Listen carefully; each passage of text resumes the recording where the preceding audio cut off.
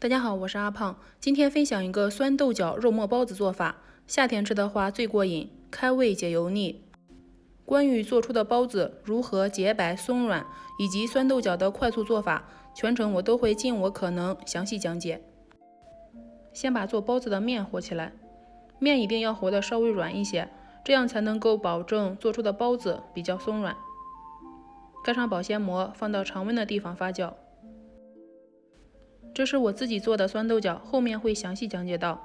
热油先把酸豆角炒一炒，煸炒出香味，这样调出的包子馅才会比较好吃。炒好之后先放凉备用。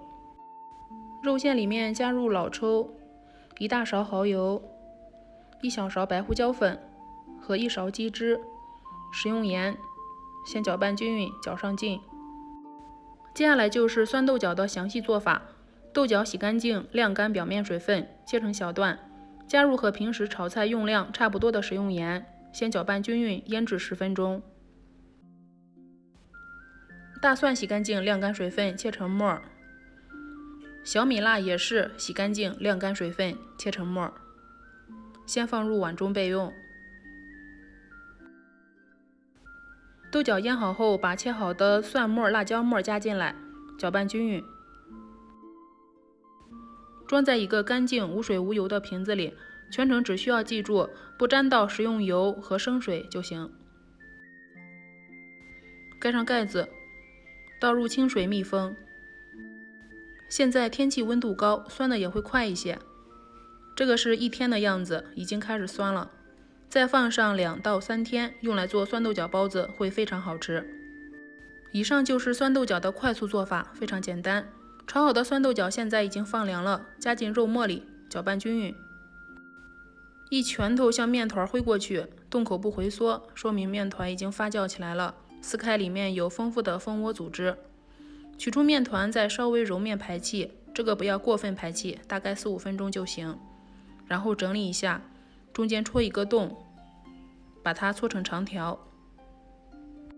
这里需要提醒的一点就是，这样做的酸豆角，它的保质期不长，大概5-6天左右，所以一定要及时吃。但是好在它的做法非常简单，可以随时做，随时吃，还是很方便的。擀包子皮的时候，不要擀得过于太薄，太薄的话容易把酵母烫死，这样做出来也会不松软。放上调好的馅料，包的时候拇指和食指可以捏着面团，边往上拉边前进，这样就很容易把收口收起来，而且还不会露馅。包子包好后一定要记得2次发酵，这是保证做出的包子松软洁白的关键性之一。